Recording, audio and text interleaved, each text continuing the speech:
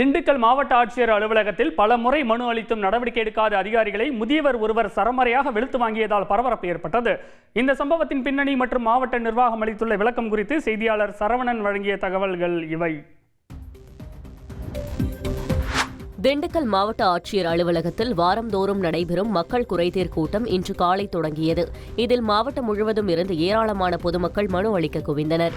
அப்போது புகார் அளிக்க வந்திருந்த திண்டுக்கல் எரியோடு பகுதியைச் சேர்ந்த முருகன் என்ற முதியவர் போலி பட்டா மீது நடவடிக்கை எடுக்க கோரி பலமுறை மனு அளித்தும் அதிகாரிகள் எந்த நடவடிக்கையும் எடுக்கவில்லை என வாக்குவாதத்தில் ஈடுபட்டதால் பரபரப்பு ஏற்பட்டது. 8 வருஷம் ஆர்டிஓ ஆபீஸ் மனு கொடுத்தால் மனுவை காணவில்லை என்கிறார். என்னடா நீங்கள் படித்தவன் ஐஏஎஸ் படித்தவன் வந்த அலுவலகத்திலே மனு இல்லை என்றால் யாரிடம் மனு இருக்கும்? போலி பட்டா மீது நடவடிக்கை எடுக்க கோரி 8 ஆண்டுகளாக போராடி வருவதாகவும் ஆனால் எந்த அதிகாரியும் செவிசாய்க்கவில்லை என ஆதங்கத்தை வெளிப்படுத்தினார். 8 வருஷம் மனு போட்டு சலித்து போனேன். 8 வருஷம் அழுத்து போனேன். பூரா பொய் பூரா நாடகம்.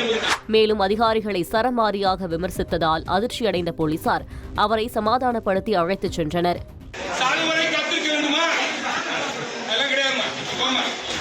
இதேபோல தங்கள் மனுக்கள் மீது உரிய நடவடிக்கை எடுக்க கோரி அடுத்தடுத்து 5 நபர்கள் தீக்குளிக்க முயன்றதால் திண்டுக்கல் மாவட்ட ஆட்சியர் அலுவலகமே இன்று பெரும் பரபரப்பாக காணப்பட்டது.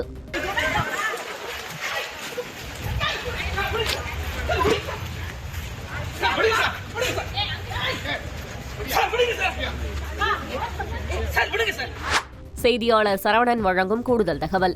மனுக்கள் அனைத்தும் துறை சார்ந்த அதிகாரிகளுக்கு உடனுக்குடன் அனுப்பி உடனுக்குடன் நடவடிக்கைகள் எடுக்கப்பட்டு வருகிறது என்றும் சம்பந்தப்பட்ட எரியோட்டைச் சேர்ந்த முருகன் என்பவர் இந்த முறை அதாவது இன்றுதான் அவர் மனு அளித்திருக்கிறார் என்றும் அவர் மனு மீது உரிய நடவடிக்கை எடுக்கப்படும் என்றும் மாவட்ட நிர்வாகம் தரப்பில் தெரிவிக்கப்பட்டுள்ளது. ரஞ்சித். நன்றி சரவணன். செய்திகளை உடனுக்குடன் தெரிந்து கொள்ள உடனே சப்ஸ்கிரைப் பண்ணுங்க.